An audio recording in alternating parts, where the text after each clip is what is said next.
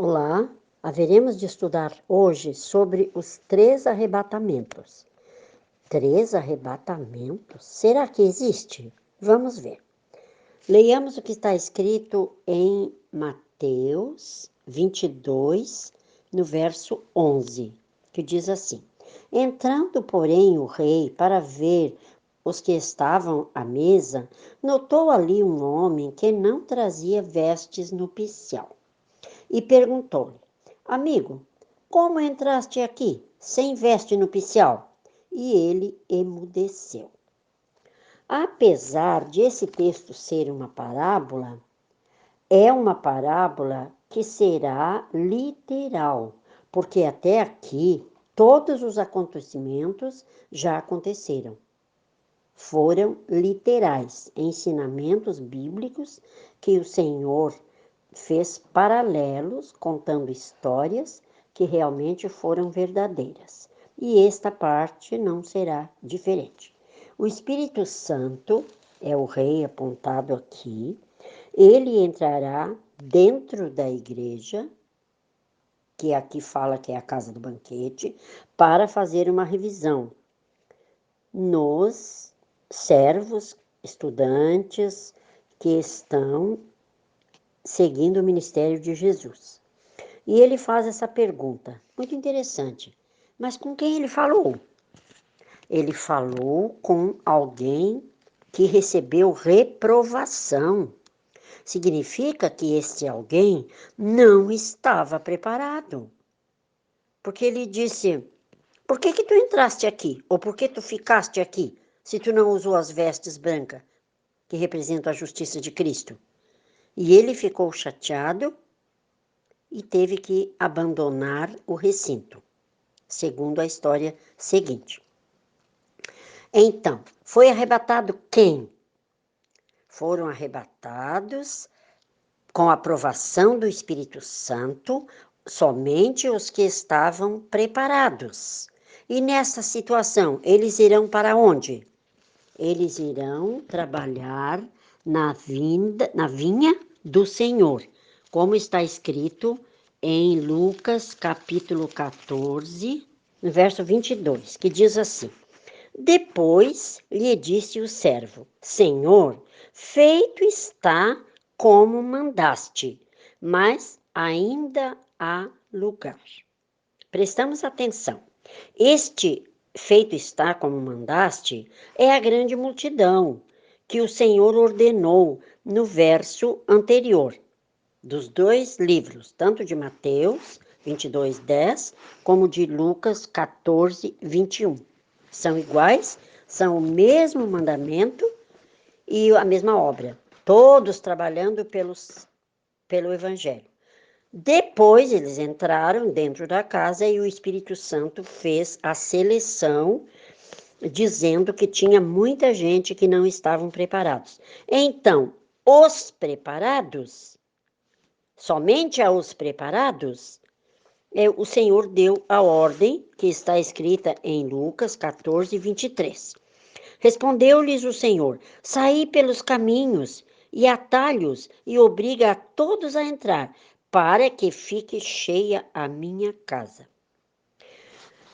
Nesta altura dos acontecimentos, esse mando foi feito somente aos preparados.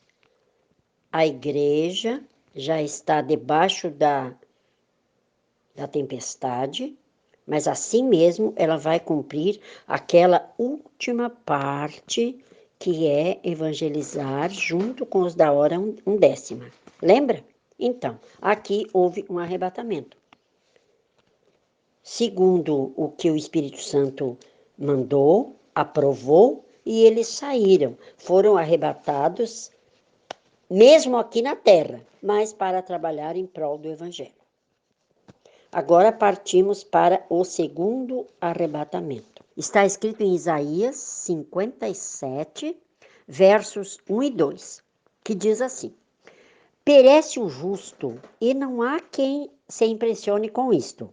E os homens piedosos são arrebatados sem que alguém considere neste fato, pois o justo é levado antes que venha o mal.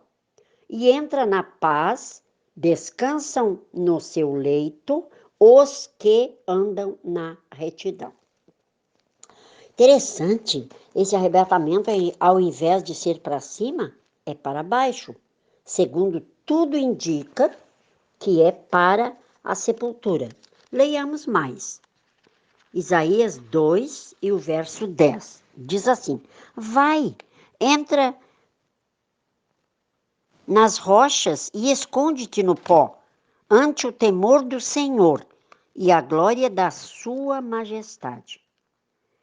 Ainda diz em Isaías 26, verso 20, as seguintes palavras: vai, pois, povo meu, entra nos teus quartos, fecha a tua porta sobre ti, esconde-te só um momento, até que passe a ira.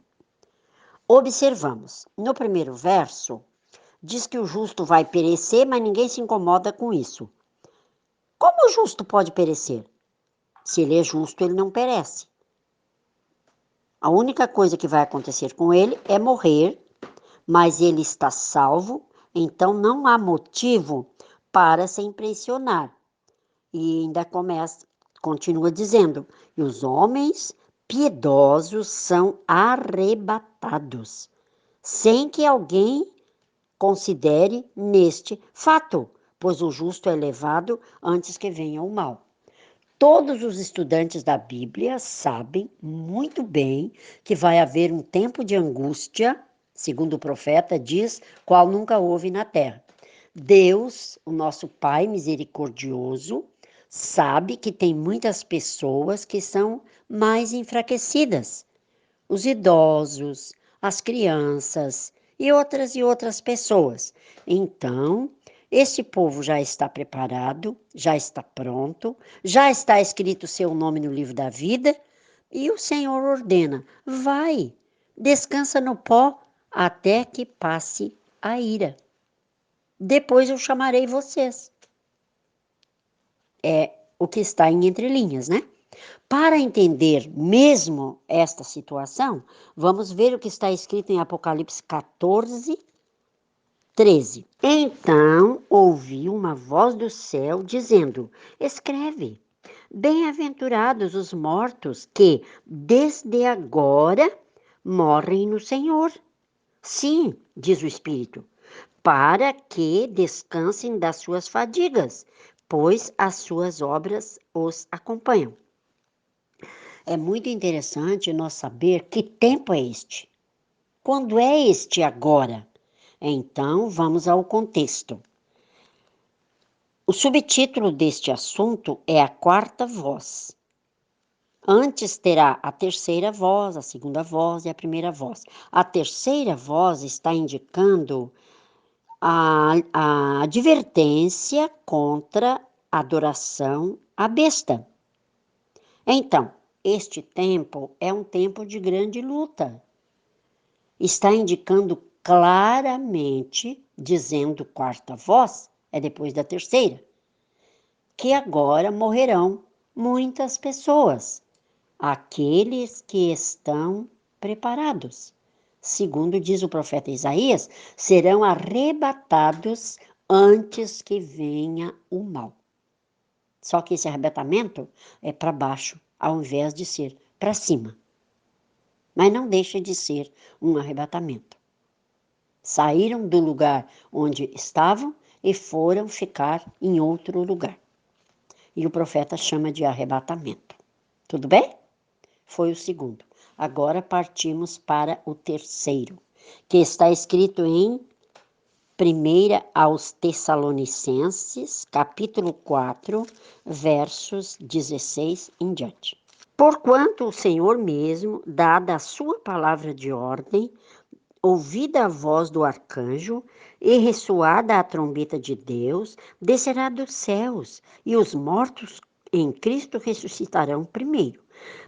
Depois nós, os vivos, os que ficarmos, seremos arrebatados juntamente com eles, entre nuvens, para o encontro do Senhor nos ares, e assim estaremos para sempre com o Senhor. Ah, coisa maravilhosa! Seremos arrebatados junto com os anjos para encontrarmos com o Senhor e assim estaremos sempre com o Senhor. Mas esse arrebatamento não será secreto. Não será secreto, porque o mundo ímpio vai olhar de longe e vai ver o Senhor vindo na glória dos céus, apesar de não ser de seu desejo, mas eles vão ver, segundo diz Apocalipse 1:7. Todo o olho o verá. Então, queridos estudantes da Bíblia, arrebatamento secreto, sem outros verem, a Bíblia não registra. Ficamos fiéis e consolados, como diz o verso 18 de 1 Tessalonicenses, consolai-vos, pois, uns aos outros com estas palavras.